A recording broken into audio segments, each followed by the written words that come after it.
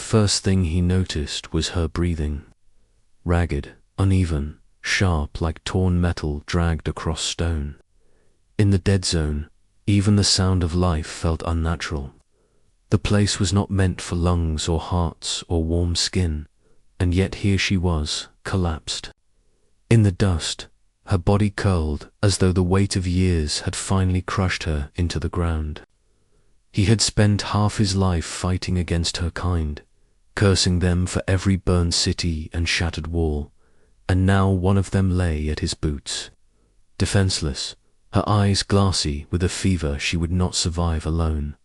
The horizon shimmered like a mirage, an endless sheet of grey wasteland stretching beyond sight, broken only by jagged structures that looked like bones of a world long dead. Nothing grew here, nothing dared. It was the borderland both their peoples feared, the place where machines and storms devoured whatever dared cross. No man or alien walked here unless desperate, and he had been desperate once too. That was the story of his scars, carved deep. Across his arms and back, stories she had likely heard from her commanders, but never cared to believe. Now the irony pressed on him like the heat rising off the scorched earth. She had been his sworn enemy, her face painted on recruitment banners, her name whispered like a curse. A commander, clever and ruthless, who had led ambushes that cost his people dearly. He had dreamed of putting her in the dirt with his own hands. Instead, he knelt beside her, felt the weak thrum of her pulse beneath cracked skin, and understood something terrible. If he left her, she would die in minutes, and if he carried her, he might die in hours. The dead zone did not forgive kindness. The storms of ash could roll in without warning, tearing breath from throats and stripping flesh from bone. The ancient machines that patrolled the ruins were blind and endless, lashing out at any heat, any sound. To move with weight on his back was to slow his pace, to invite death. Yet when her lips parted and she whispered something too faint for words, when her trembling hand clawed at the dust as though begging for even the memory of safety, something inside him shifted. Humanity was not supposed to pity monsters, but she was no monster in this moment. She was fragile, breakable, alive. He remembered the battlefield where he had seen her first. The sky had burned orange, the city crumbling beneath bombardments, and she had stood tall among her warriors, her silver armor gleaming even through the smoke. His people called her the Wraith General, for she never lingered where a blade might reach her, always striking and vanishing, leaving ruin behind. He had cursed her name then. But now her armor was shattered, her body thin beneath ragged cloth, her silver fire dulled to ash. She looked less like a general and more like a fallen child of war, left behind by fate itself. The choice settled into him, heavy as iron. He bent down, slid his arms beneath her limp body, and hoisted her against his chest. Her weight was less than he imagined, brittle, as though the dead zone had already eaten half of her strength. She stirred faintly, her head falling against his shoulder, her breath hot and damp against his neck. He could feel her heartbeat a fragile rhythm. He had once sworn to, and now, tapping against his skin like a secret that should not exist. Every step into the grey wasteland echoed like a promise he did not understand. The dead zone stretched before him, endless and merciless, and on his back was the very enemy who had once sworn his destruction. The world had shifted in a single moment, and though he could not yet see how or why, he felt the truth as sure as the pulse beneath his arm. Survival here would demand more than hate, and so the march began. The air in the dead zone never softened. It pressed against him like hot glass, searing his throat with each breath, forcing his lungs to work harder than they should. Carrying her made the weight unbearable, yet he did not stop.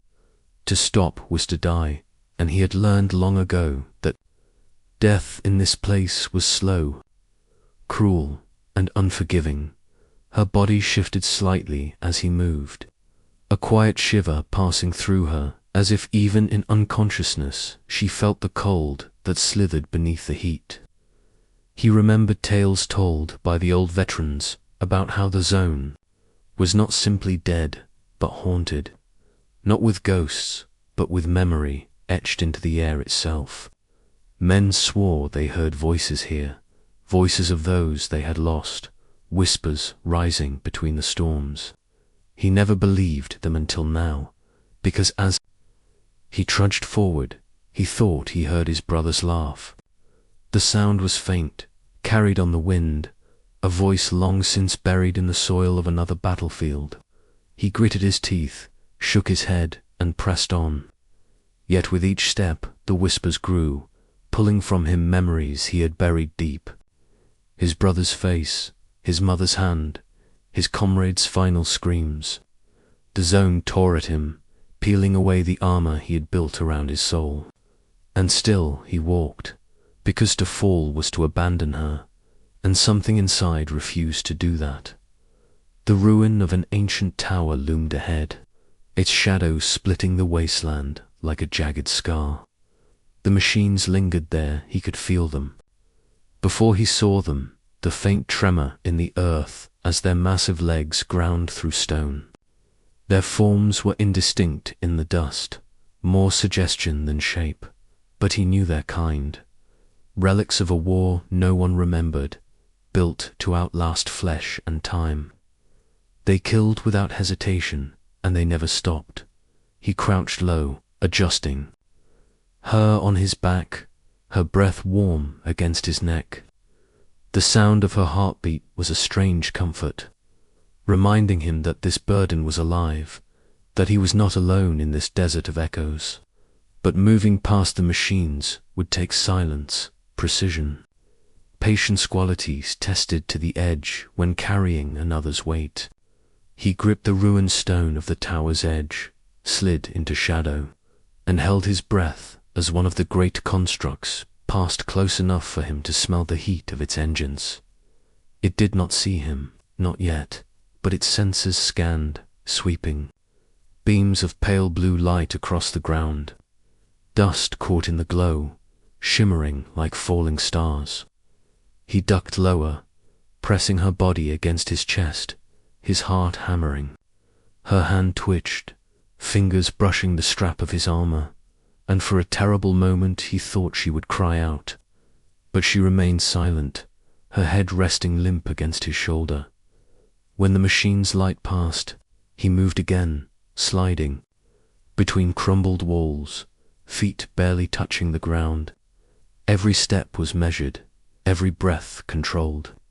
He thought only of survival, of crossing this cursed expanse.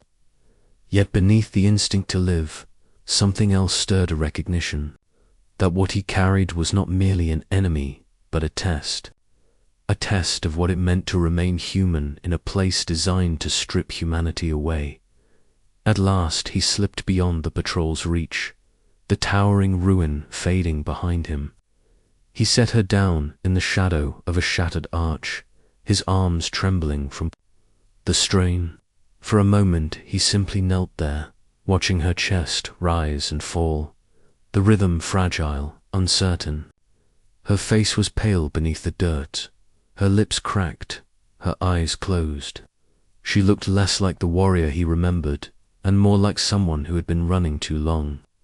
Someone who had finally reached the end.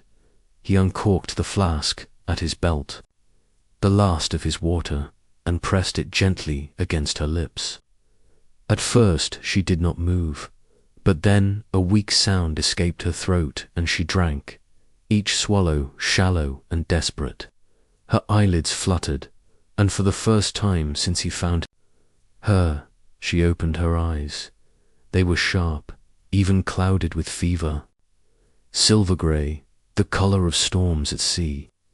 She looked at him with recognition, and with something else, something harder to name.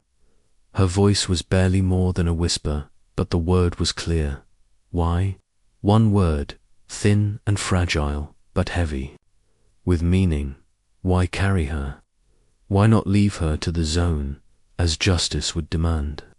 He had no answer, not one he could give aloud. So he only stared back, silent, the unspoken truth settling between them like a second heartbeat. The wind shifted. In the distance, another tremor. The machines were not done hunting. The dead zone was not done testing them. He lifted her again, tighter this time, as though the act itself was an answer. Then he moved on, deeper into the wasteland, where even memories feared to follow. And still, the question lingered. Why? The storms came at night. The dead zone had no sky, only a ceiling of shifting ash. But when the winds rose, the whole world became teeth. Dust slashed across his skin, the grit scouring his eyes, clawing at his lungs. He pressed her beneath the broken hull of an ancient transport, wrapping his own body around hers to shield her from the storm's rage. The machine shell groaned above them, the wind shrieking through holes carved by time and fire. Every breath tasted of rust and bone. She trembled against him, fever still burning through her fragile body. He held her tighter, though his arms ached, though exhaustion dragged at him like chains. His mind screamed to sleep, to surrender, to let the storm take them both. But her heartbeat kept him tethered. A weak rhythm, stubborn and real, thudding against his chest as though defying the dead zone itself. He clung to it, letting it remind him that he had carried her this far, not for logic, not for strategy, but because something in him refused to let her be erased. When Don or what passed for dawn crept over the wasteland, the storm died. Silence returned, vast and suffocating. He pushed himself upright, every muscle screaming, and looked out at the horizon. There, barely visible through the haze, stood the black spires, the edge of the zone, safety, or at least the beginning. Of it, he had days of travel left, but the sight struck through his fatigue like fire through ice. The impossible was closer than it had any right to be. Her eyes opened again, silver grey, unfocused but searching. She tried to speak, lips forming words that never reached sound. He hushed her gently, surprising himself at the softness of his own voice, and lifted her once more. She was lighter than she should be, bones pressing too sharply through skin, as though the zone itself had been feeding on her strength. But she still breathed, and that was enough. He walked. The land shifted as he moved deeper, the ruins older, stranger, towers that bent like melted wax, machines half buried in glassy stone, rivers of ash that whispered when the wind moved over. The whispers grew louder the further he went. They called his name now, pulling at him with every step, offering him rest, reunion, forgiveness. He saw faces in the dust, his brother, his fallen comrades. Even the girl he once loved before war had burned her away. They beckoned. They promised peace if he only let go. But he did not let go, because the weight in his arms was real, and the faces in the dust were not, because humanity was not measured in how hard one could fight, but in how fiercely one could carry. Carry grief, carry hope, carry even an enemy across the wasteland when everything screamed to abandon her. That was what made him human, and that was what the zone could never take. The machines came again near the edge, dozens this time, their steel forms rising from the ash like titans. Their lights swept the ground, their limbs tearing through stone. As they moved to block his path, there was no shadow deep enough to hide him now, no ruin strong enough to shield him. He could run, but not fast enough with her. He could fight, but not against that many. The truth settled in him like iron. He would not see the other side. But perhaps she would. He set her down gently behind the wreckage of a collapsed pillar. Her hand caught his wrist, weak but desperate, and in her eyes he saw the spark of something unspoken. Not hatred, not command, something closer to fear and to trust. He placed his hand over hers, and for the first time spoke aloud the truth he had carried since the moment he lifted her. Because no one deserves to die alone. Then he turned to face the machines. The battle was not one of victory, but of time. He fought with the ferocity of a man who knew his life was already spent, blades flashing, body moving through the storm of metal with a fury born of defiance.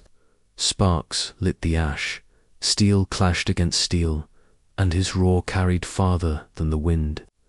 Each strike was a promise, each wound a declaration that humanity did not yield. He bled, he fell, but he rose again, again, again till the last of his strength was gone. And in that sacrifice, the machines slowed. Their hunt shifted, their endless cycle of extermination faltered, as though even they paused to understand the will of a man who chose to carry his enemy instead of letting her die. When she woke, hours or days later, the dead zone was silent. The machines were gone. His body lay broken in the ash, his face turned toward the horizon he had never reached. But his arms, even in death, were stretched toward the spires toward survival. Toward hope, she rose, weak but alive, and for the first time she understood what her kind had never believed. Humanity was not dangerous because of its weapons, nor its fury. Humanity was dangerous because of its heart, because even an enemy could be carried across the wasteland. Even at the cost of everything, she staggered onward, his sacrifice burning in her memory. And behind her, the whispers of the dead zone faded into silence. For it had tested a man, and he had answered not with hate, but with humanity, and that was how the legend began.